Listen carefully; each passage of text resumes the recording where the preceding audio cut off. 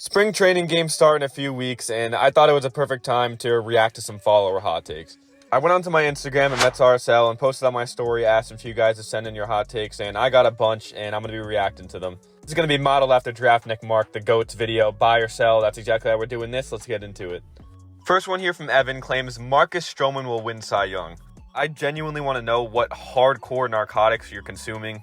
Marcus Stroman, who's turning 33 this season, had an ERA of 4 last year and has an ERA of 5 or 6 in Yankee Stadium. One who absolutely crumbled under the media in New York and constantly would just start drama. And going to the Bronx, which is even worse, is just a nightmare waiting to happen. Like, I respect him. His brother Jaden's cool, follows me on Instagram. I have all respect for him, but simply just sell.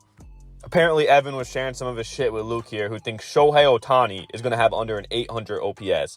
If this is the same two-time MVP, hovering around 1,000 OPS, strictly DH this season, Shohei Ohtani that we're thinking of, then I don't simply know what you're thinking.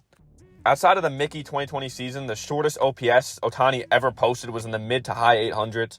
And this is a guy who's only getting better, going to a more hitter-friendly park in Dodger Stadium. I mean, this is just back-to-back disastrous takes to start the video, and I'm going to sell this one, not surprisingly. This one from Connor, going over to our Mets, claims that Jeff McNeil will win a batting title and follow his pattern of good years followed by bad years. McNeil, who's already won a batting title, I mean, if you look at the pattern, it's obvious. 2020 had an amazing year in the COVID year. 2021 had another down year. 2022 won the batting title. And in 2023, not surprisingly, played garbage, had an under 100 OPS plus, not hitting the ball hard at all. I don't necessarily think that McNeil's going to continue to follow the pattern from here on and out, but I do think he's going to have a bounce back year for sure. The entire Mets roster this year just has a lot less pressure on them. They're underdogs this year, if anything. Didn't really make any huge moves as of this point in late January. And not even just Jeff McNeil. If you take a look at the entire Mets offense who underperformed, Pete Alonso, Starling Marte, even all the rookies, Mark Vientos, Brett Beatty, I think they're all going to come out this year with less pressure, and I'm buying this one. John Phillips, I'm going to let him cook here because he had a few W-ass takes, I'm not going to lie. In the first one, he says 4 NL Central teams will finish over 500. If you take a look, the Cubs are valid for sure. Brewers, 100% going to be over 500. And the Reds and Pirates, I both think are going to finish over 500. I don't even think that's a hot take. Now, the Cardinals are an anomaly. I mean, they're good one year, they're terrible the next. All they really done was sign Lance Lynn, which I don't think is really helping out, if I'm not going to lie. The Cubs got better, in my opinion. They added Imanaga to the rotation, which is already really good with Justin Steele. And they retained most of their solid team last year, which would have made the playoffs if Seiya Suzuki decided to not drop that ball. Even if they don't re-sign Bellinger, I still think they're a team that's going to be in the wild card mix for sure, and definitely above 500. The Brewers are a team that's consistently solid every single season. They're always in the race for that division. And even though they didn't do much this offseason, I think they'll 100% be over 500 as well. And if you look at the Reds and Pirates, very similar teams. They're both young, have a lot of great rookies. Reds have Matt McLain, Spencer Steer, Ellie De La Cruz, of course. Pirates got O'Neal Cruz, and they're only getting better all the time. I think both of these teams, again, will be in the wild card race. And this is just a valid take. I'm going to buy. Going back to the Mets takes, this one says Francisco Alvarez will lead all catchers with 30-plus homers. This, not even being biased as a Mets fan, is one of the best takes so far. Alvarez hit 25 homers last year, even when he completely fell off in the second half. He showed flashes of elite power, good plate discipline, and even solid defense, which is something he was struggling with in the minors. Francisco Alvarez is going to be a stud for years to come. I can promise you that, and I'm 100% buying this take. Neymar here says Yamamoto will get roughed up during the year. As much as I hate the Dodgers and as jealous as I am, I'm going to have to 100% disagree with this. If you look at Kodai Senga, he came over from the MPB and just absolutely dominated. He was in the top 3 voting for Cy Young. He had one of the hardest pitches to hit in the whole league in the Ghost Fork. Yamamoto, who has even better potential than Senga coming into the league, is going to light it up in my opinion. He's on a huge stage in the Dodgers. He's playing with his good friend Shohei Ohtani. He throws an 100-mile-an-hour plus fastball with insane stuff. If you watched him play in the World Baseball Classic, you'll know what I'm talking about.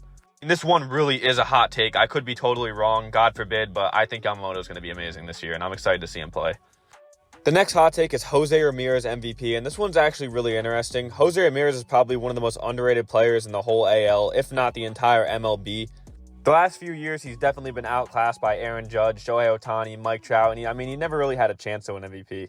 With Ohtani coming out of the AL, and I think Trout might just a little bit, teeniest bit, might be regressing. But then you got to think now Juan Soto's in the AL in a fucking Little League park. You still got Judge and a ton of other rising stars in the AL. I mean, I just don't see this happening, unfortunately. I'm going to have to sell this, just like Tim Anderson in the fight.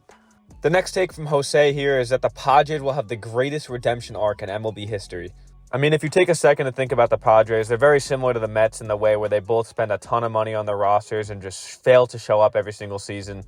They already lost Juan Soto to the Yankees. They're most likely going to lose Blake Snell in the free agency, their best pitcher, who just won a Cy Young. Fernando Tatis Jr. definitely has not put up the same stats from before his whole steroid drama. I mean, he's still a great player, don't get me wrong, but we're still looking for that pre-Roy Tatis COVID era, which I don't know if will ever come back at this point. I'm hoping it does.